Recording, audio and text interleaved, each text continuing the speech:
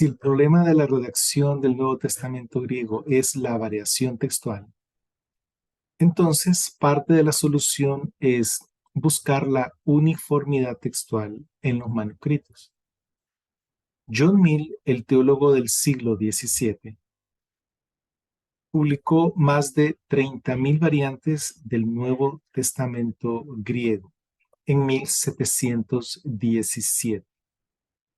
Su trabajo destacó la atención sobre el elefante en la habitación.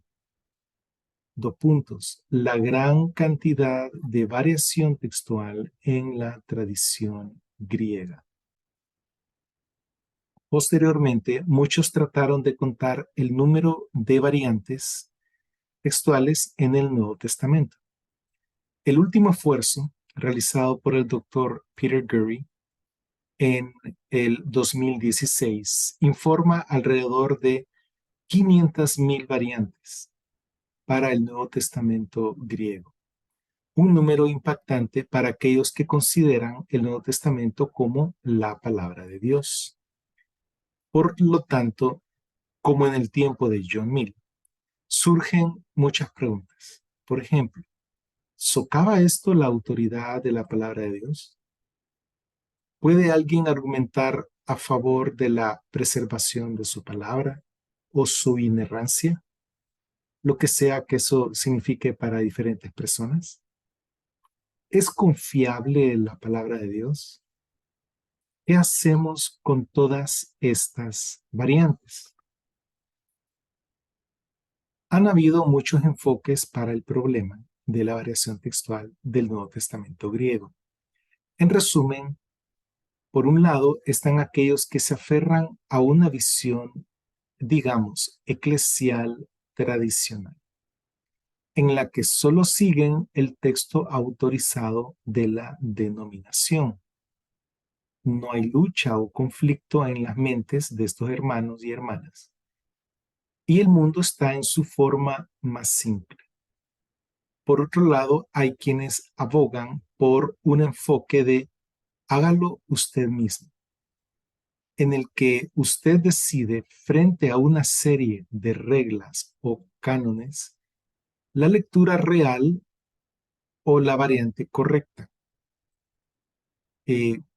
principalmente aquella que dio lugar a las demás variantes. Debido a que esta metodología es tan subjetiva, es casi como si alguien o todos pudieran elegir con su propio juicio lo que el texto debería decir. Pero eso es todo.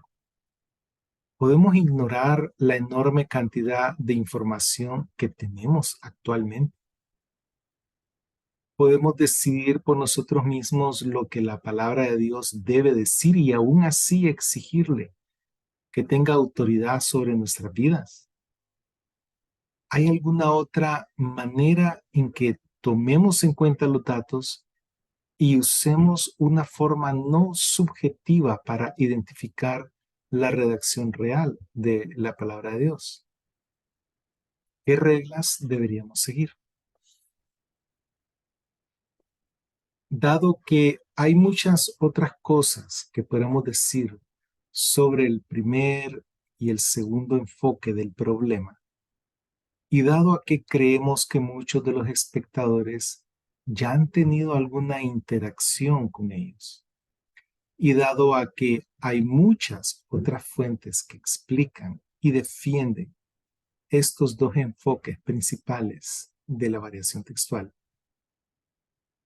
en este video me gustaría presentar de una manera básica y elemental una nueva forma, un nuevo abordaje o enfoque al problema de cómo tratar con la variación textual del Nuevo Testamento griego. Todo comenzó en la década de los 1960 y 70, cuando la masa de manuscritos bizantinos, altamente ignorada por la academia, comenzó a ser el foco de algunos estudiosos, como Hodges y Farstad, Robinson y Pierpont. Estos dos pares de investigadores de la Biblia publicaron sus propios, eh, sus propias ediciones del texto griego del Nuevo Testamento basados en manuscritos bizantinos, cada uno con un abordaje ligeramente diferente. Esto dio lugar a una nueva ola de pensadores y estudiosos que tomaron una posición en contra del eclecticismo racional prevaleciente y buscaron nuevas formas de entender el problema de la variación textual. El doctor Wilbur Pickering y el doctor Leslie McFall son dos de ellos, y explicaré y expondré sus contribuciones a este esfuerzo.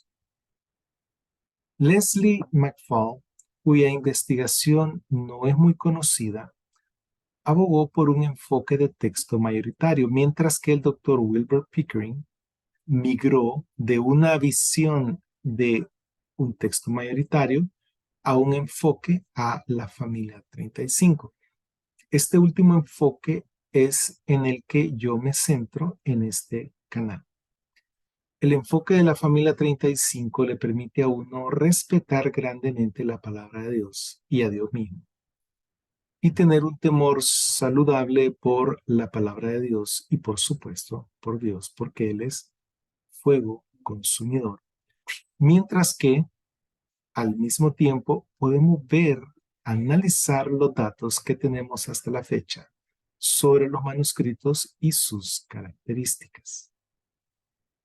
El enfoque básico es primero cotejar o colar o comparar primero los manuscritos de manera completa. Luego esta información se utiliza para agrupar los manuscritos de manera empírica en familias o grupos basados en variantes compartidas. Estas variantes, que son exclusivas de cada familia, conforman un mosaico de lecturas compartidas que conforman el perfil de la familia. Este perfil se puede utilizar más adelante para identificar más manuscritos pertenecientes a un grupo o familia específica. Así que lo primero es cotejar o colar y agrupar.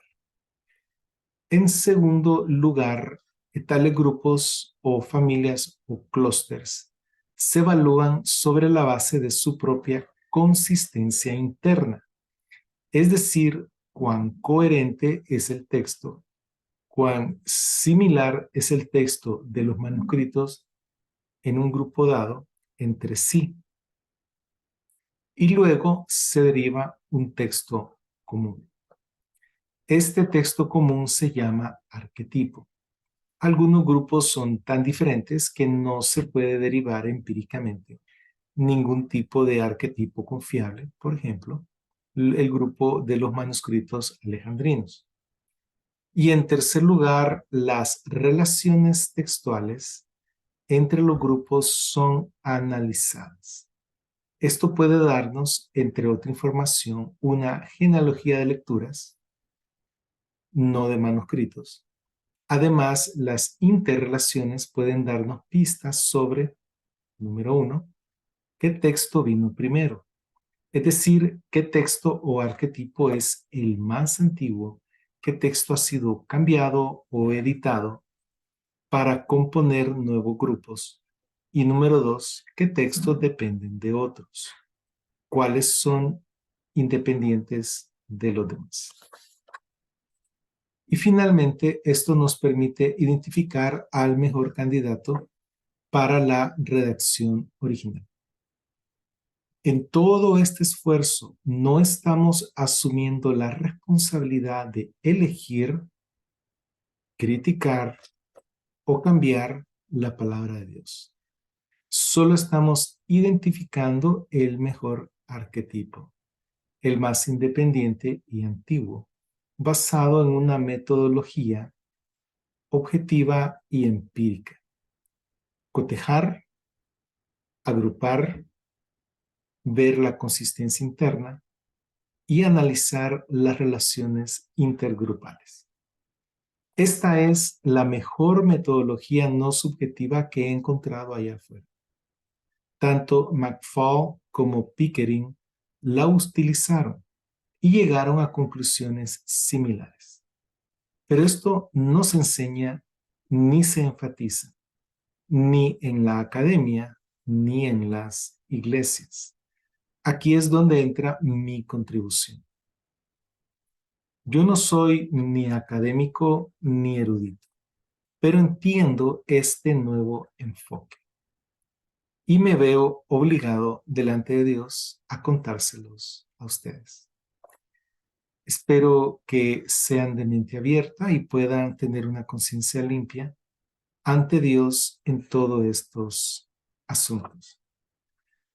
Lo que les acabo de leer fue lo que leí en inglés y en portugués, mal hablado, pero fue en portugués, en unos videos que hice recientemente. El propósito de estos videos en inglés y en portugués es alcanzar a la mayor cantidad de público. Más adelante voy a migrar estos videos a sus canales respectivos en inglés, aunque no estoy seguro si voy a tener un canal en portugués. Por los momentos, entonces, con esta lectura que acabo de realizar hoy, quisiera comenzar a actualizar a los hermanos de habla hispana que se conectan aquí al canal y que han visto que he colocado esos videos en inglés y en portugués, de tal forma que ellos puedan tener también el privilegio, porque el conocimiento es un privilegio que viene de Dios, de tener el conocimiento de estos videos que estoy sacando en inglés y en portugués. Sin embargo, debido a que en el canal ya hemos sacado más de 60 videos que tienen que ver con la familia, con los manuscritos, con el texto griego, con el idioma griego, con las ediciones y un montón de cosas más. Entonces, ustedes, hermanos, están más adelantados. Los de habla inglesa están un poquito más retrasados. Entonces, es como ser el maestro de una escuela en un área rural, multigrados.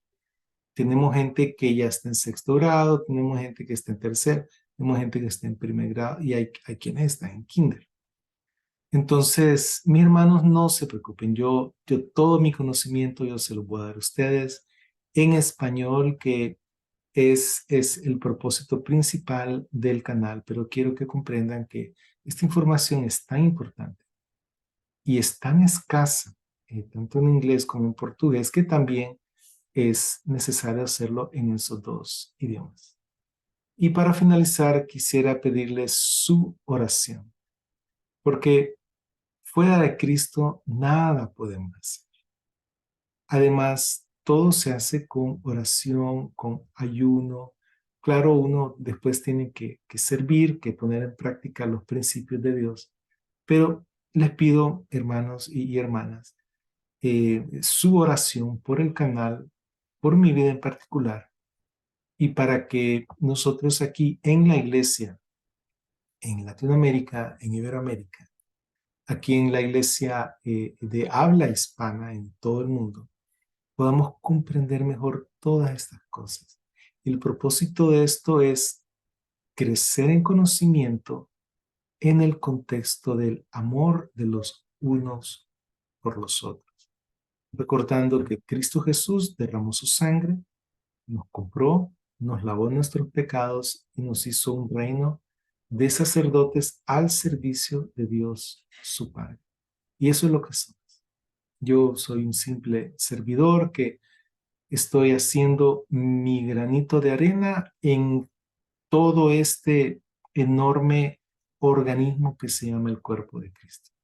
Así que mis hermanos, espero que pasen un bonito día o una bonita noche y que el Señor los bendiga enormemente.